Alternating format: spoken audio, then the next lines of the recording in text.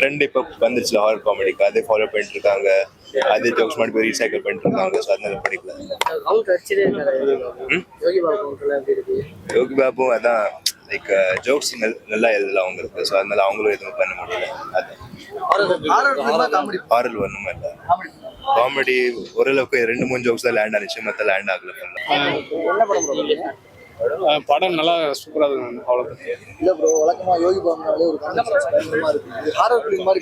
ஆமா, ஹாரர் பிலிமா காமெடியா இது போகுது. நல்லா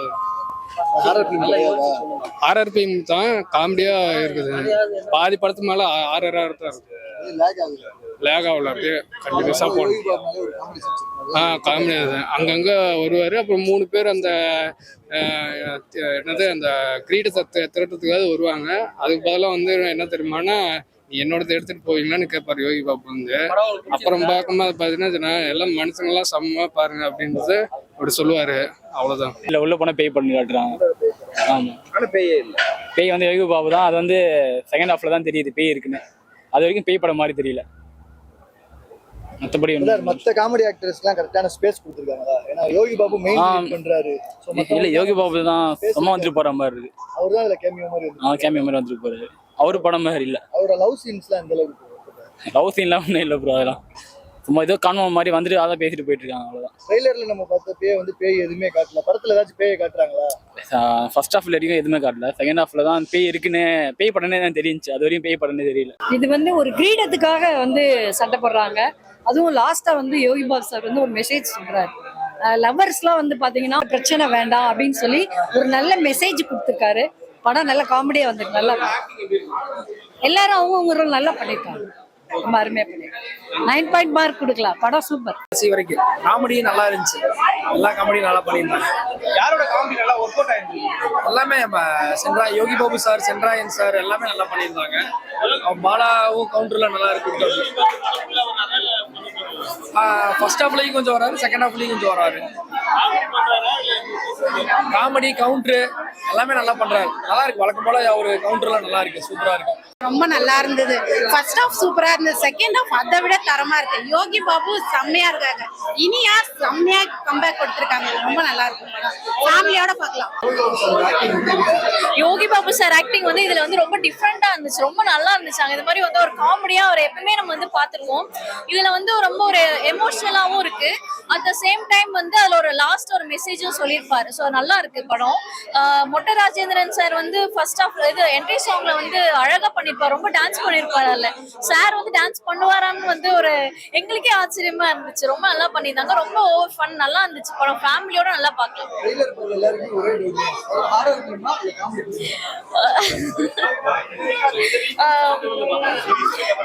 ஆக்சுவலி இது ரெண்டுமே போத் சொல்லலாம். சம்திங் அதை அழகா கொண்டுட்டு வந்திருக்காங்க. போரிங் இல்லாம இருக்கு. ஒரு ஆள் ஃபன்னா இருக்கு. ரொம்ப படம் போரிங்கா இருந்துச்சுன்னா நல்லா இருக்காது, நம்மளே சொல்லிடுவோம். இது நல்லா இருக்கு. ஒரு ஆள் நம்ம ஃபன்னா இருக்கு, பார்க்கலாம். படம் நல்லா இருந்தது.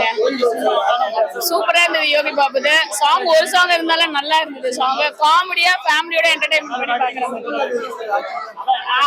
அல்டிமேட் அவரோடது. அவர் கொஞ்சம் சீன்ஸ்ல என்ட்ரன்ஸ் லாஸ் இருந்தாலும் நல்லா இருந்தது அவரோடது. அது என்ன பண்ணிடுறாங்கன்னா, அதனால இவங்கெல்லாம் போய் மாட்டிக்கிறாங்க. பாலசரவண மொட்டை இதெல்லாம் போய் மாட்டிக்கிறாங்க. அந்த பேயிலிருந்து எப்படி தப்பிக்கிறாங்க தான் காமெடியா நல்லா பண்ணியிருக்காரு. டைரக்ட் நல்லா பண்ணியிருக்காரு. சொல்லுங்க. என்ன கருத்து நான் சொல்ல வரேன்? அதாவதுங்க, ஒரு கிரீடம் வந்து மிஸ் ஆயிடுது.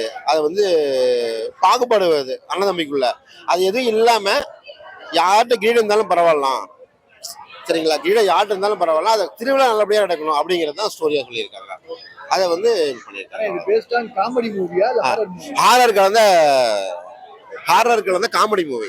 ஃபுல் அண்ட் ஃபுல் பார்த்தீங்கன்னா ஹாரர் தான்.